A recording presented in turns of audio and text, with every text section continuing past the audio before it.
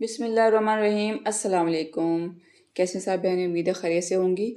اچھا، گزشتہ قسط میں آپ نے دیکھا کہ شوہر کے پردیس جانے کے بعد میری زندگی کس طرح بدل گئی۔ سسرال کے تانے، خاموش آنسو اور تنہائی، یہی میری زندگی روزمرہ کی حقیقت بن چکی تھی، لیکن مجھے اندازہ نہیں تھا کہ میری زندگی کا سب سے کڑا امتحان ابھی باقی ہے۔ میرے شوہر پردیس میں تھے، ہر شام ان کے فون کا بے چینی سے انتظار رہتا تھا۔ جب بھی فون آتا وہ ہمیشہ ایک ہی سوال کرتے، تم کیسی ہو، اپنا خیال رکھتی ہو نا؟ اور میں ہمیشہ مسکرا کر یہی جواب دیتی، جی جی میں بالکل ٹھیک ہوں، آپ فکر نہ کریں، آپ اپنا خیال کا کریں بس۔ میں نہیں چاہتی تھی کہ وہ ہزاروں میل دور بیٹھ کر میری وجہ سے پریشان ہوں۔ انہی دنوں اللہ تعالیٰ نے مجھے ایک خوشخبری عطا کی۔ مجھے معلوم ہوا کہ میں ماں بننے والی ہوں۔ میری آنکھوں میں خوشی کے آنسو آ گئے۔ میں نے سوچا یہ خبر سن کر میرے شوہر کتنے خوش ہوں گے۔ میں کئی دن تک یہی سوچتی رہی کہ انہیں یہ خوشخبری کیسے دوں۔ آخر ایک رات فون آیا۔ میں نے دھیرے سے کہا، سنیں، اللہ نے ہمیں ایک بہت بڑی نعمت دی ہے۔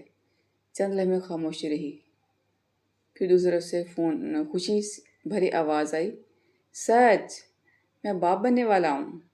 اسی لمحے یوں محسوس ہوا جیسے ہماری تمام دنیا ختم ہو گئی ہوں۔ ہم دونوں اپنے آنے والے بچے کے خواب دیکھنے لگے۔ لیکن زندگی ہمیشہ انسان کے منصوبوں کے مطابق نہیں چلتی۔ چند ہفتوں بعد میری طبیعت اچانک بہت زیادہ خراب ہو گئی۔ شدید درد، کمزوری، اور پھر مجھے ڈاکٹر کے پاس لے جانا پڑا۔ ڈاکٹر نے نہایت نرمی سے کہا کہ کسی گھر میں کوئی ایسی بات ہوئی ہے کہ پیشنٹ نے ڈپریشن لیا ہے، ٹینشن لی ہے، سٹریس لینے کی وجہ سے حمل برقرار نہیں رہ سکا۔ ہمیں بہت افسوس ہے۔ یہ الفاظ سن کر ایسا لگا جیسے وقت وہیں رک گیا ہو۔ میں کچھ بول نہ سکی، میرے ہاتھ ٹھنڈے پڑ گئے، میرے سارے خواب ایک لمحے میں بکھر گئے۔ میں ہسپتال کے بستر پر لیٹی صرف چھت کو دیکھے جا رہی تھی۔ میرے دل میں ایک ہی سوال تھا، یا اللہ، میری آزمائش ابھی اور کتنی باقی ہے؟ یا اللہ، میری آزمائش ابھی اور کتنی باقی ہے؟ گھر واپس آئی تو دل میں یہی امید تھی کہ شاید کوئی مجھے گلے لگا کر تسلی دے گا، لیکن قسمت کو شاید ابھی بھی مجھ پر رحم نہ آیا۔ کچھ لوگوں نے افسوس کیا اور کچھ نے ایسے جملے کہے جنہوں نے میرے زخم اور بھی گہرے کر دیے۔ شاید تم نے اپنا خیال نہیں رکھا، تم کھانے پینے کی پرہیز نہیں کرتی۔ اللہ بہتر کرے گا، میں خاموش رہی۔ کبھی کبھی خاموشی ہی انسان کی سب سے بڑی چیخ ہوتی ہے۔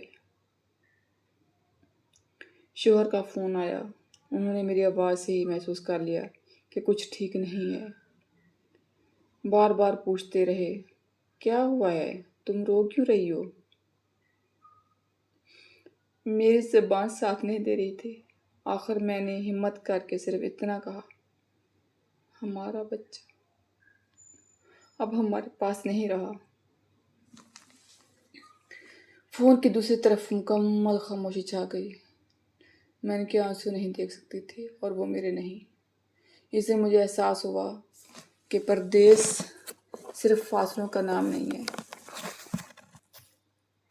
کبھی کبھی پردیس وہ بے بسی ہے جب انسان اپنے سب سے عزیز شخص کے دکھ میں بھی اس کے پاس نہ پہنچ سکے۔ لیکن میں نے اس دن ایک فیصلہ کیا، میں ٹوٹ گئی ہوں، لیکن اپنے آپ کو بکھرنے سے بچاؤں گی۔ میں اپنے رب سے ناراض نہیں ہوں گی۔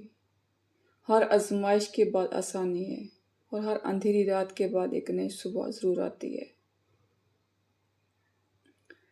ناظرین، اگر آپ یا آپ کے کسی عزیز نے کبھی اس طرح کے حالات کا دکھ دیکھا ہو تو یاد رکھیں، یہ ایک بہت بڑا صدمہ ہوتا ہے، لیکن یہ کسی عورت کی کمزوری یا قصور کی علامت نہیں۔ ایسے وقت میں الزام نہیں، محبت، صبر اور سہارا سب سے زیادہ ضروری ہوتے ہیں،